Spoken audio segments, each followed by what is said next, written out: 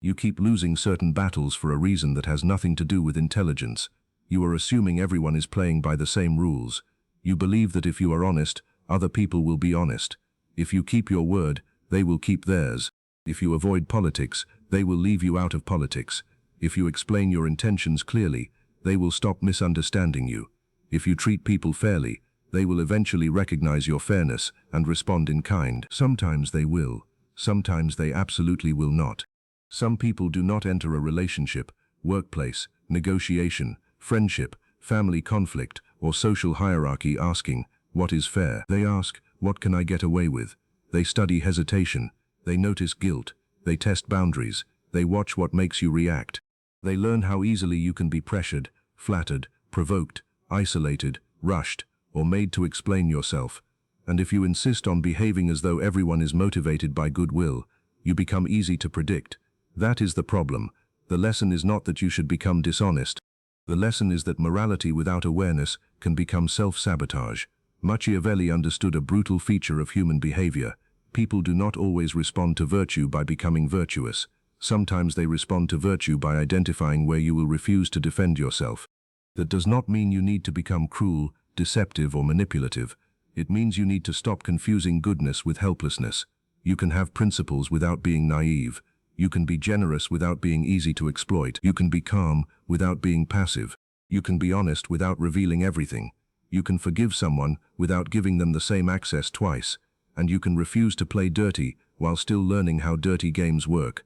That is what playing smart actually means. If you value psychology that helps you read power, human behavior, status, manipulation, and self-mastery without turning you into a caricature, subscribe to dominance psychology, because the real advantage is not learning how to control everyone around you. It is becoming difficult for other people to control you. The first mistake, assuming character is shared. One of the most expensive assumptions you can make is believing that because you would not do something, another person would not do it either. You would not lie to someone's face to get an advantage, so you underestimate the possibility that they might. You would not deliberately exclude a colleague to weaken their position, so you fail to notice when a group is slowly excluding you. You would not keep someone emotionally attached simply because their attention feels good, so you rationalize another person's inconsistent behavior.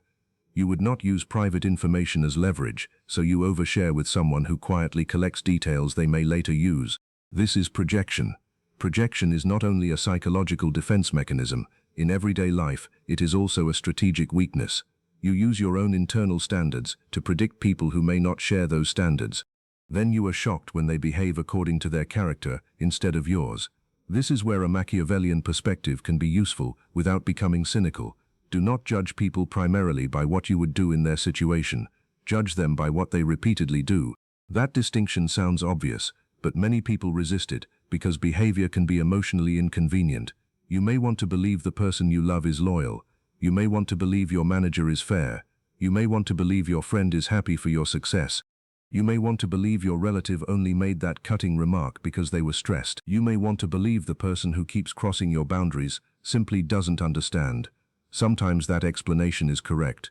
Sometimes the explanation is that understanding your boundary would require them to stop benefiting from violating it.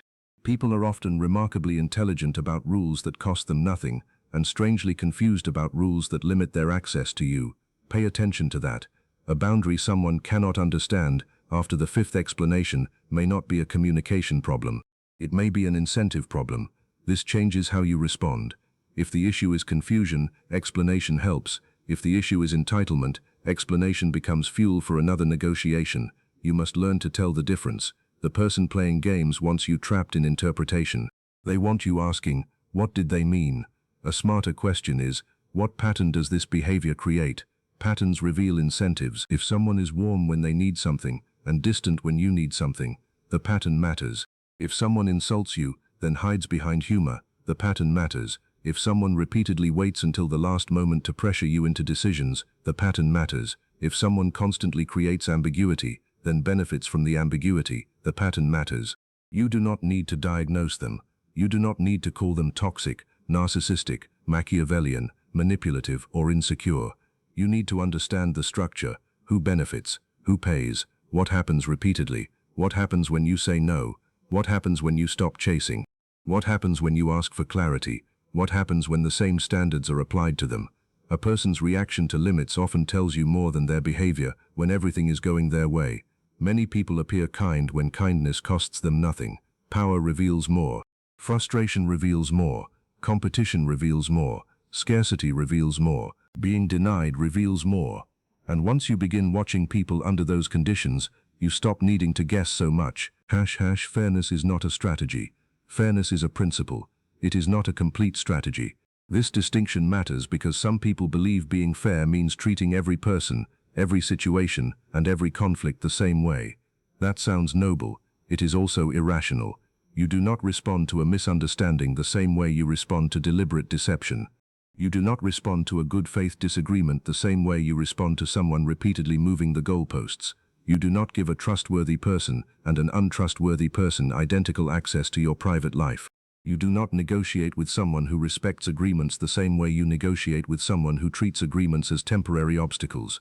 Fairness does not require blindness. It requires proportion. The mistake is believing that equal treatment is always ethical treatment. It is not. Imagine two employees.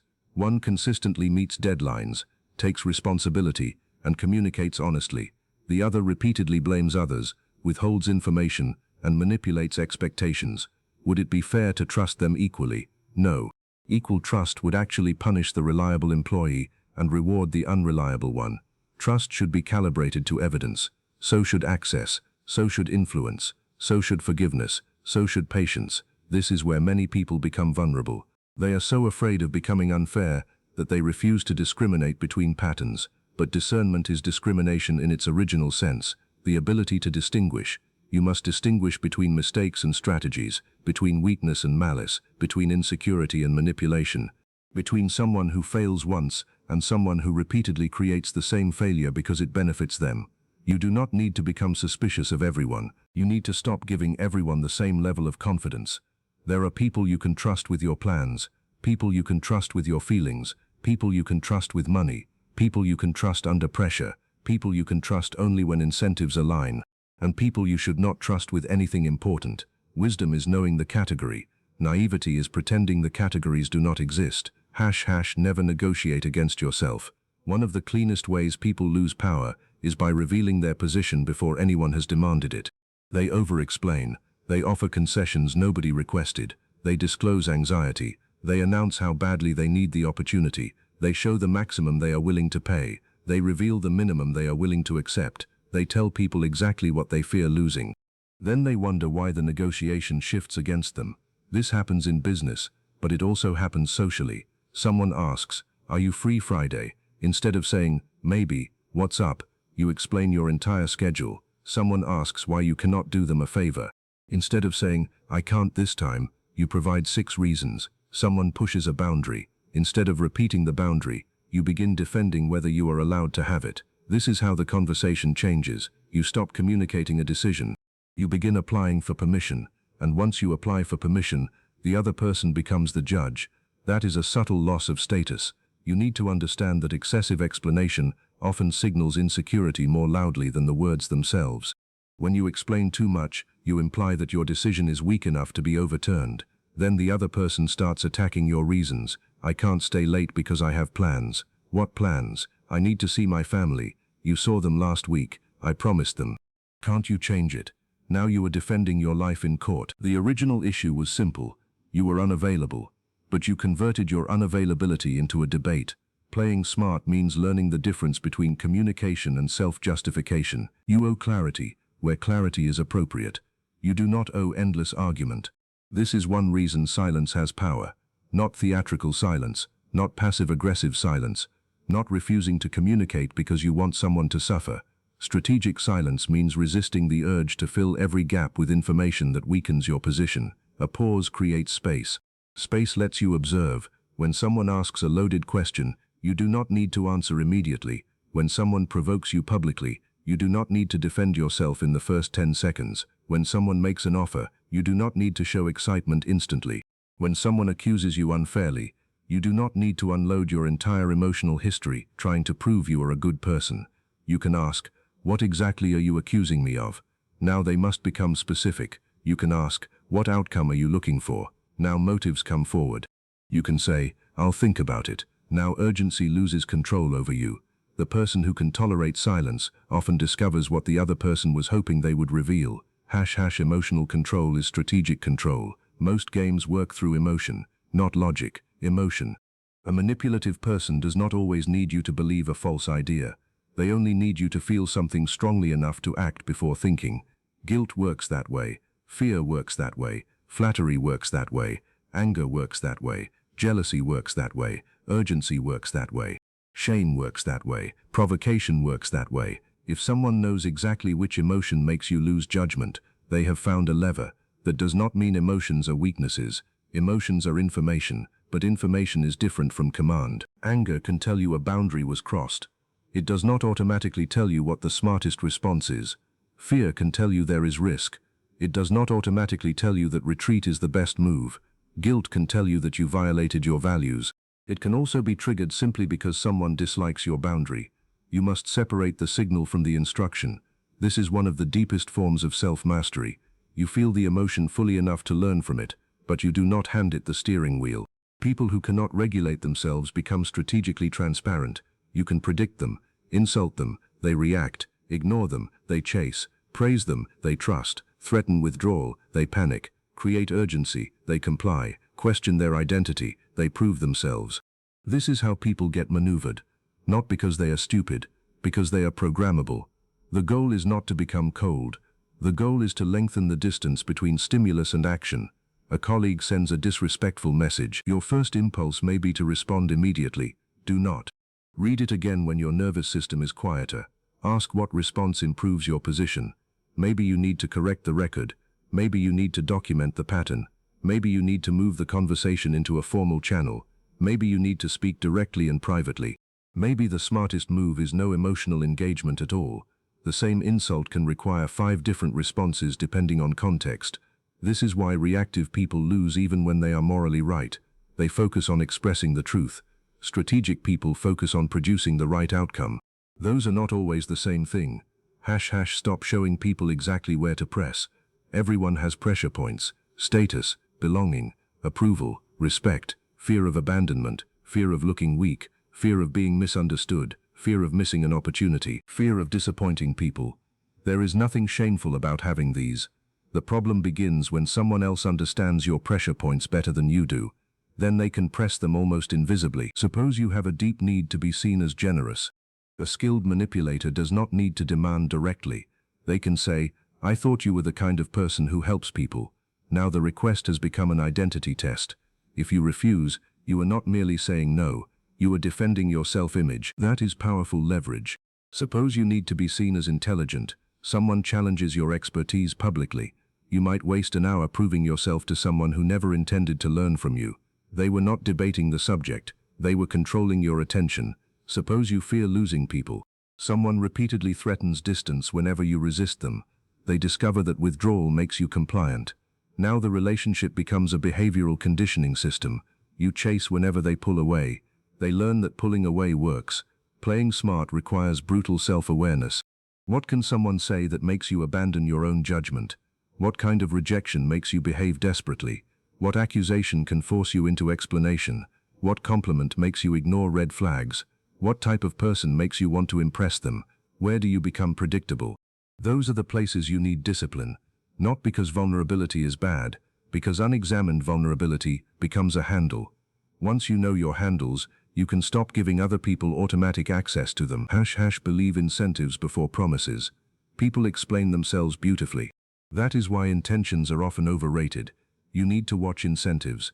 If someone benefits from keeping you confused, do not expect clarity simply because you asked politely. If someone gains status by making you look incompetent, do not expect them to protect your reputation. If someone benefits from your unpaid labor, do not be shocked when they frame your boundaries as selfish.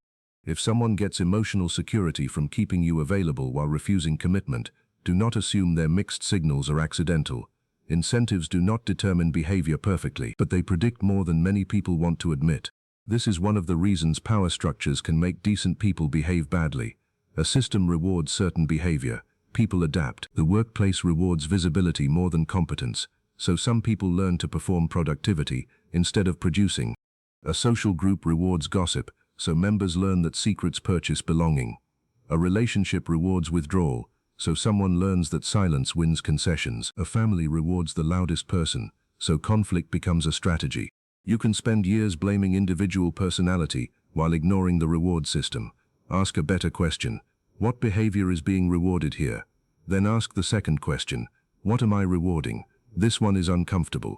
If someone repeatedly disrespects you and still receives your attention, access, money, effort, emotional labor, or cooperation, what lesson are they learning? Maybe you verbally object, but behavior speaks louder than objection. A boundary without consequence is often interpreted as a preference. You say, "Don't speak to me that way." They do it again. You argue for 2 hours. They still get the relationship. They still get your energy. They still get your support. From their perspective, the cost of disrespect is a temporary conversation. That may not be enough to change anything. A smarter boundary changes the incentive, not as revenge, as structure. If the behavior continues, access changes. If the agreement is violated, the terms change.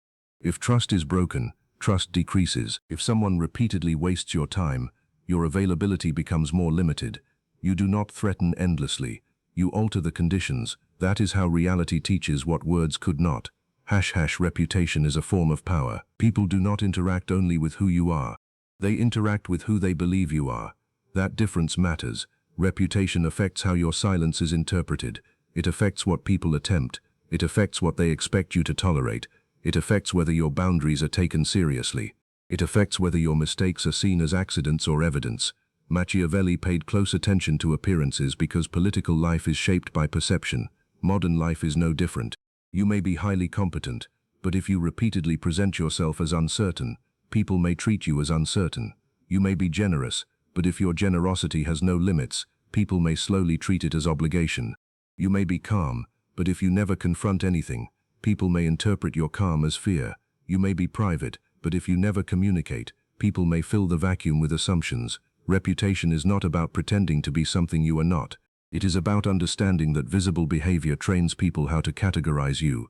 Every repeated pattern sends a message. If you are always late, people learn your time is unreliable. If you constantly forgive broken promises, people learn your standards are flexible. If you panic whenever you are criticized, people learn criticism controls you. If you calmly correct disrespect every time, people learn you are not emotionally volatile, but you are not available for contempt. That combination is powerful. Calm plus boundaries, warmth plus discernment, generosity plus standards, confidence plus restraint. These combinations are harder to exploit because they refuse simple categorization. The naive person thinks, "I do not care what anyone thinks." That sounds independent. But if you operate in organizations, relationships, markets, communities, or hierarchies, reputation matters whether you care or not. The healthier position is this: do not live for approval, but do not be careless about signals. You cannot control every opinion. You can control repeated conduct. Over time, repeated conduct becomes reputation, and reputation changes what people attempt with you before you ever need to defend yourself. Never let one person become your entire source of something. Power concentrates where dependence concentrates. If one person controls your income, your confidence, your social life, your opportunities, your sense of worth, your information, or your emotional stability, that person has enormous influence over you. Sometimes that influence is earned and healthy, sometimes it becomes dangerous. Dependency narrows choice. The fewer alternatives you have, the more behavior you tolerate. This is why people remain in bad arrangements long after they understand what is happening. They are not always confused. They are trapped by concentration. One client provides nearly all the revenue. One relationship provides all emotional support. One friend group provides all belonging. One manager controls all advancement. One platform controls all visibility. One family member controls all financial security. Now boundaries become expensive. You are not negotiating from principle. You are negotiating against the fear of losing everything. Strategic independence does not mean isolation. It means building enough internal and external options that no single person can casually destabilize your life. Diversify where possible. Skills, income, relationships, knowledge, identity, sources of meaning. If your entire identity is tied to being admired at work, workplace politics will control you. If your entire emotional life depends on one person texting back, their attention will control you. If your confidence depends on praise, Anyone who withholds praise can manipulate you. The more internally anchored you become, the more clearly you can see people. Need distorts perception. When you desperately need someone to stay, you interpret evidence in whatever way keeps them close. When you desperately need approval, you tolerate disrespect and call it compromise. When you desperately need the deal, you negotiate badly. Options produce clarity. This is why solitude, discipline, and competence are more than lifestyle virtues. They are strategic assets. A person who can stand alone temporarily is much harder to corner. # do not fight every battle. Insecure people often fight too much. They correct every insult, defend every rumor, respond to every critic, explain every misunderstanding, compete in every room, prove themselves to everyone. They confuse constant response with strength. It is usually the opposite. Every battle has a cost: attention, time, reputation, energy, relationships, information, emotional stability. And while you are fighting one battle, you are not building somewhere else. Playing smart means learning that some wins are too expensive. Someone makes a petty comment. You could destroy them verbally. Would that improve your position? Someone online misrepresents you. You could spend the entire day correcting strangers. Would that create value? A coworker wants credit. You could start a public confrontation. Or you could quietly document your contributions, communicate them to the right person, and refuse the emotional theater. Strategy is not about winning every exchange. It is about choosing exchanges that matter. This is difficult because ego wants immediate justice. Ego hates watching someone get away with a small insult. Ego wants closure now, but long-term power often requires tolerating short-term irritation. That is not weakness, it is prioritization. Think of a chess player. They do not protect every piece equally. Sometimes they allow a piece to be taken because the position gained is more valuable. Human life is not chess, and people are not pieces, but attention still has opportunity cost. If you spend your life reacting to every person who tries to pull you into a game, those people are controlling your calendar. Do not confuse refusal with defeat. Sometimes leaving the board is the win. # information is more valuable than expression. Most people reveal themselves constantly. Not because they are honest, because they are uncomfortable with being unknown. They want others to understand their plans, feelings, motives, frustrations, insecurities, ambitions, and opinions. So they broadcast everything. Then they are surprised when people can predict them. There is a difference between authenticity and uncontrolled disclosure. Authenticity means your words and behavior are aligned with your values. It does not mean everyone deserves complete access to your internal world. Privacy is not deception. Restraint is not dishonesty. You can answer truthfully without answering completely. You can care about someone without telling them every fear. You can work towards something without announcing it early. You can disagree without showing every strategic concern behind your disagreement. You can observe without revealing what you have noticed. This matters because information changes behavior. If people know you are desperate for promotion, some will use that ambition. If they know exactly who you distrust, they can triangulate. If they know every weakness in your relationship, some will interfere. If they know your negotiation limit, they can push toward it. If they know what makes you jealous, they can provoke jealousy. Your inner world deserves levels of access. A trustworthy relationship earns more. A new acquaintance gets less. A competitor gets very little. A manipulative person gets almost nothing useful. This is not paranoia. This is context. The problem with oversharing is not only that someone may betray you. The deeper problem is that information changes the power balance. Once something is known, you cannot make it unknown. So treat disclosure like any valuable resource. Release it deliberately. # learn the difference between conflict and control. Some people do not argue to resolve anything. They argue to change your behavior. This is critical. A healthy conflict moves toward clarity. Both sides become more specific. Facts matter. Responsibility matters. The issue can eventually close. A control conflict works differently. The topic keeps moving. You answer one accusation, another appears. You solve one problem. The emotional intensity continues. Past mistakes are reintroduced. Your motives are attacked. Your tone becomes the issue. Then your reaction to the accusation becomes the new accusation. This is not necessarily conscious manipulation, but the effect is the same. You are trapped in an infinite defense. Suppose someone says you never make time for them. You show the time you made. Now the issue becomes the quality of the time. You address that. Now they say your tone proves you do not care. You soften your tone. Now they say you only changed because they forced you. There is no finish line. Why? Because the argument may not be about the stated issue. It may be about establishing a dynamic where you remain on trial. The smart response is to stop arguing inside the frame. You can say, if there is a specific behavior you want to discuss, name it. You can say, we have moved through 3 different accusations, which one are we resolving? You can say, I'll discuss the issue, but I'm not going to defend my entire character. Now the structure becomes visible. This principle works in workplaces too. A manager criticizes a project, but cannot define what good looks like. You revise, they criticize again, you revise again. Eventually you need criteria. What specific outcome are we aiming for? Which metric determines success? What needs to change for approval? Specificity protects you from moving goalposts. Manipulative dynamics thrive in vagueness. Clarity removes hiding places. # control the tempo. Urgency is one of the oldest tools of influence. Decide now, answer now, commit now, react now, apologize now, explain now, choose now. The faster someone can force your decision, the less time you have to evaluate incentives, alternatives, contradictions and emotion. That is why pressure often feels like speed. Playing smart means controlling tempo whenever you reasonably can. I'll get back to you. I need time to review that. I don't make decisions under pressure. Send it to me in writing. We can discuss this tomorrow. Simple statements, huge psychological effect. They break momentum, and momentum is often doing more work than logic. Consider a salesperson who says the offer disappears in 10 minutes. Maybe it does, maybe it does not, but the purpose of urgency is obvious. Reduce comparison. The same structure appears socially. Someone demands an answer during an argument because they know your emotional state is unstable.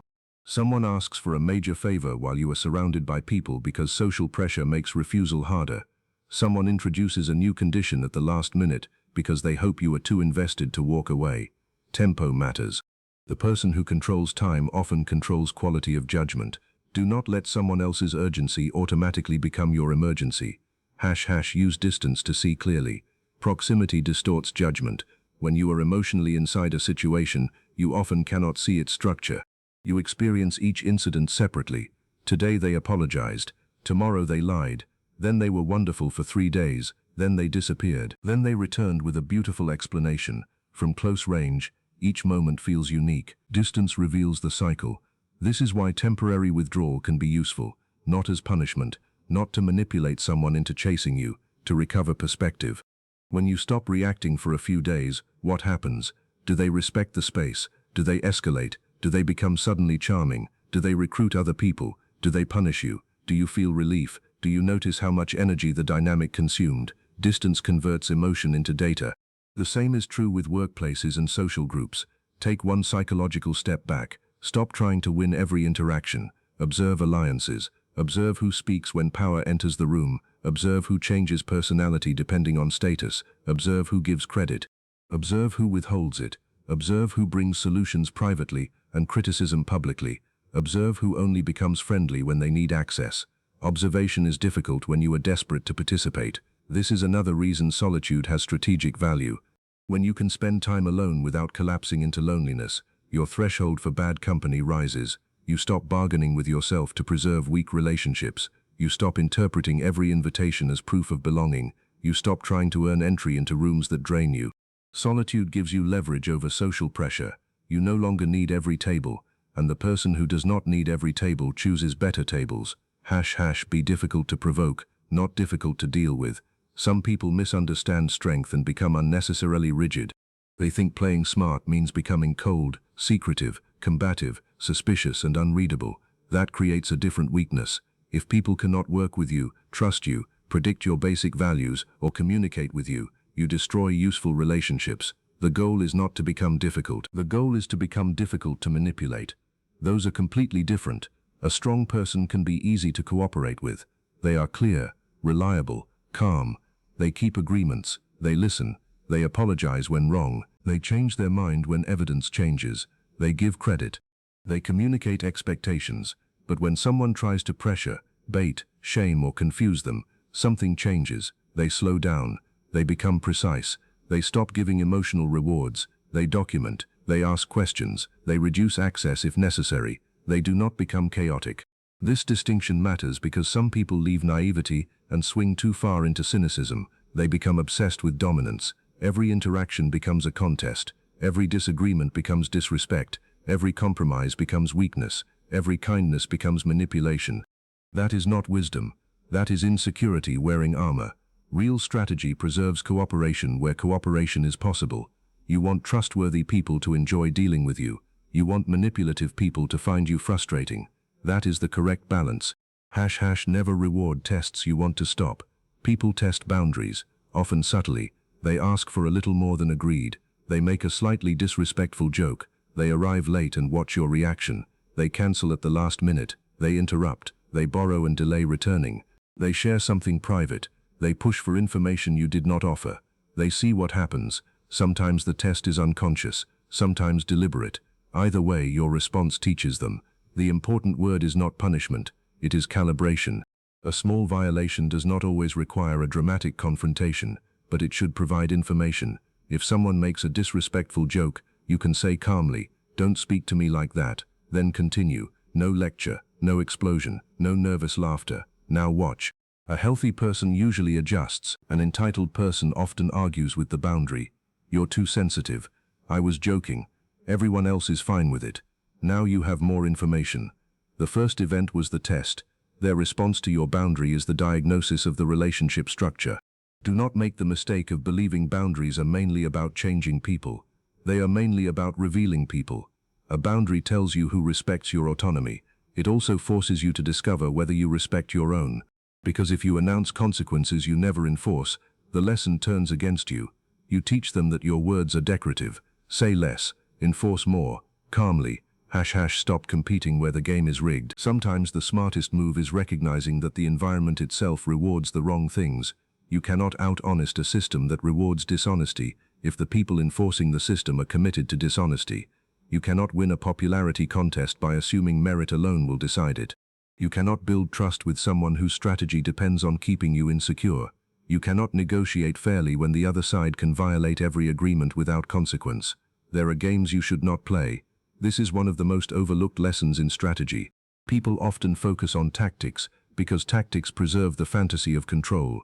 If I just communicate better, if I just work harder, if I just prove myself, if I just stay patient, maybe, but sometimes the board is broken.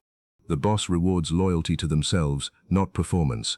The relationship requires you to constantly abandon your dignity. The social group bonds through humiliation. The client ignores every boundary. The partnership has no accountability. You can spend years optimizing your behavior inside a structure that punishes healthy behavior. Leaving may look like losing. It may actually be the first rational move. Strategic withdrawal is not failure. Refusing a rigged game protects resources for better games.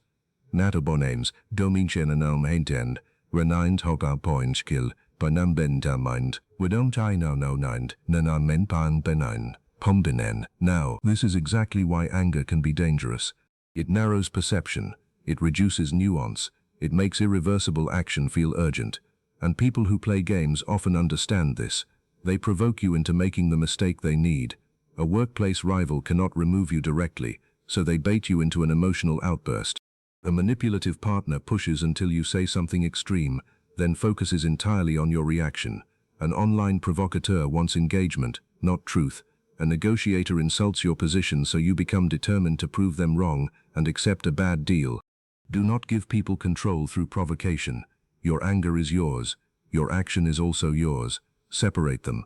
Ask what outcome the anger wants. Respect, correction, distance, justice, protection. Then choose the response most likely to produce that outcome. Sometimes anger wants you to scream. Strategy tells you to document. Sometimes anger wants revenge. Strategy tells you to leave. Sometimes anger wants a public confrontation. Strategy tells you to build evidence quietly. Sometimes anger wants to send the message. Strategy tells you to sleep first. You do not become weaker by refusing immediate reaction. You become harder to steer. Understand status without worshipping it. People behave differently around status. You have seen it. Someone is rude to a waiter and charming to the executive, dismissive toward a junior employee and deferential toward a powerful client, uninterested when you have nothing they want and suddenly warm when your influence increases. Status reveals hidden values. It also creates distortion. High-status people are often treated as more intelligent, attractive, credible, or competent than evidence alone justifies. Low-status people are often ignored even when they are correct. You need to understand these dynamics, because pretending status does not exist does not remove its effects. But do not become obsessed with status either. That becomes another form of control. If you need to be the higher status person in every room, anyone can manipulate you through comparison. Someone gets more attention. You become reckless. Someone earns more. You overspend. Someone receives praise. You compete unnecessarily. Someone challenges your rank. You retaliate. Now status owns you. The mature approach is to understand status while keeping identity separate from it. Use status as information, not self-worth. Notice hierarchies. Notice who has formal power. Notice who has informal influence. Notice who people listen to. Notice who controls access. Notice who is protected, but remain anchored. The goal is not to dominate every hierarchy. The goal is to navigate hierarchies without losing judgment. Make your standards expensive to violate. People take seriously what costs them something to violate. This is not cynical, it is behavioral reality. If a company misses a payment deadline and nothing happens, the deadline becomes flexible. If a friend repeatedly cancels and you always reorganize your schedule around them, cancellation remains cheap. If someone insults you and receives more emotional attention than when they treat you well, disrespect may actually be rewarded. Consequences create structure. But consequences should be proportionate. The immature person uses consequences to hurt. The strategic person uses consequences to protect. Maybe you stop lending money. Maybe meetings require written confirmation. Maybe you no longer share sensitive information. Maybe you reduce availability. Maybe you request payment up front. Maybe communication becomes formal. Maybe you walk away. The consequence should relate to the breach. That creates credibility. People learn that your boundaries are not theatrical. They are operational. This is important because you cannot control whether someone respects you internally. You can control the conditions under which they interact with you. That is far more useful. Do not confuse forgiveness with restored access. This distinction saves people years of pain.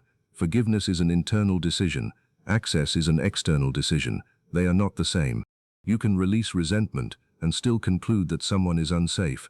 You can understand why they behaved badly and still refuse to recreate the conditions. You can accept an apology without returning to the previous level of trust. Trust should rebuild through evidence, not emotion, not guilt, not history, evidence. A person may say they have changed. Good. Let time confirm it. Do not demand perfection. Do not punish them forever. But do not confuse words about transformation with transformation itself. The person who genuinely changed usually understands why trust takes time. The person who only wants restored access often becomes offended that the apology did not instantly erase consequences. That reaction tells you something. Playing smart means allowing reality to update your model of someone. You are not required to freeze them permanently in their worst moment. But you are also not required to forget the moment before evidence justifies forgetting its relevance. The advantage of being underestimated. Ego wants recognition early. Strategy often benefits from recognition later. Being underestimated can give you information. People speak more freely. Competitors reveal assumptions. Arrogant people become careless. You face less resistance. This does not mean pretending to be incompetent. It means not needing to advertise every strength. The insecure person constantly signals capability because they fear being overlooked. The capable person can allow results to carry more weight. There is a quiet advantage in not correcting every underestimation. If someone thinks you are less observant than you are, they may show you more. If someone thinks you have fewer options than you do, you gain negotiation information. If someone assumes you are emotionally reactive but you remain calm, their strategy collapses. Never build your identity around surprising people. That becomes another performance. But learn to tolerate being temporarily misread. You do not need immediate validation from everyone who encounters you. Sometimes being accurately understood is useful. Sometimes ambiguity protects you. Wisdom is knowing which situation you are in. Build a life that cannot be easily threatened. Every manipulation tactic ultimately depends on leverage. Something can be taken from you. Approval, money, belonging, opportunity, reputation, comfort, access, attention. The stronger your internal and external foundation, the less leverage random people have. This is why discipline matters so much. Discipline looks boring compared to social strategy, but discipline is what makes strategy possible. If your finances are chaotic, financial pressure controls you. If your emotional regulation is weak, provocation controls you. If your social world is empty, loneliness controls you. If your skills are stagnant, employers control you more easily. If your identity depends on attention, rejection controls you. If you cannot tolerate discomfort, anyone who creates discomfort can move you. Self-mastery reduces leverage. You become harder to rush because you have patience, harder to flatter because you know yourself, harder to intimidate because you have prepared, harder to isolate because you can be alone, harder to manipulate through scarcity because you build options, harder to provoke because you no longer need every insult answered. This is where Machiavellian insight becomes something deeper than tactics. The strongest strategic position is not learning hundreds of tricks, it is needing fewer things from people who may use those things against you. The final rule: do not become what you learn to defend against. This is the point where many people fail. They experience manipulation, they become cynical, they experience betrayal, they become secretive, they experience disrespect, they become cruel, they learn about power. They become obsessed with domination. They learn that people can be selfish. They decide everyone is selfish. That is not growth. That is infection. If your answer to being manipulated is to manipulate more effectively, you have not escaped the game. You have simply changed roles. The purpose of understanding power is not to become addicted to power. The purpose of recognizing psychological tactics is not to use them on everyone. The purpose of learning strategy is to preserve freedom, judgment, dignity, and choice. You want to become harder to exploit without becoming unable to trust, harder to deceive without becoming paranoid, harder to provoke without becoming emotionally dead, harder to control without becoming obsessed with controlling others. This balance requires maturity, because it is easier to be naive, and it is also easier to be cynical. Naivety says everyone deserves trust. Cynicism says no one deserves trust. Wisdom says trust should match evidence. Naivety says always be nice. Cynicism says kindness is weakness. Wisdom says kindness should have boundaries. Naivety says tell people everything. Cynicism says reveal nothing. Wisdom says information should match trust and context. Naivety says avoid conflict. Cynicism says dominate conflict. Wisdom says resolve what can be resolved and leave what is designed to control you. That is playing smart. You stop walking into every situation with the same rule book. You become adaptive without becoming unprincipled. You become observant without becoming suspicious of everyone. You become strategic without turning every human interaction into war. And something important begins to change. You stop feeling personally betrayed every time someone behaves according to a pattern you should have noticed. You stop begging people to become different from the evidence. You stop explaining obvious boundaries to people who profit from crossing them. You stop letting urgency make your decisions. You stop reacting on command. You stop revealing every weakness to people who have not earned intimacy. You stop investing your entire identity in one person, one job, one group, one opportunity, or one source of approval. You stop fighting battles that produce nothing. You stop confusing forgiveness with access. You stop confusing niceness with character. You stop confusing silence with weakness. And most importantly, you stop expecting fairness from environments that have shown you repeatedly that fairness is not what they reward. You adapt, you document, you observe, you prepare, you set terms, you preserve options, you build competence, you protect your reputation. You control your emotions, you choose your battles, you walk away when the game is designed to consume you. That is not manipulation, that is adulthood with your eyes open. If this way of thinking gives you language for dynamics you have sensed but never fully understood, subscribe to Dominant Psychology. The aim here is not to teach you how to become feared, it is to teach you how to become psychologically difficult to move against your own interests. Because eventually you realize something that changes the entire way you deal with people. The world is not divided into good people and bad people. It is full of different incentives, different levels of self-awareness, different values, different insecurities, different ambitions, and different capacities for restraint. Some people will meet your fairness with fairness, keep them close. Some will meet it with indifference. Adjust expectations. Some will meet it with exploitation. Adjust access. Your job is not to become darker than the people playing games. Your job is to see the game before it decides your moves. So the next time someone pressures you, provokes you, flatters you, confuses you, guilt trips you, tests your limits, or tries to turn your own principles into weapons against you, do not ask only, what would a good person do? Ask a better question. What response allows me to keep my principles without surrendering my position? That is the line between being fair and being naive, and once you learn to hold that line, people may still try to play games with you. They just stop finding you easy to play.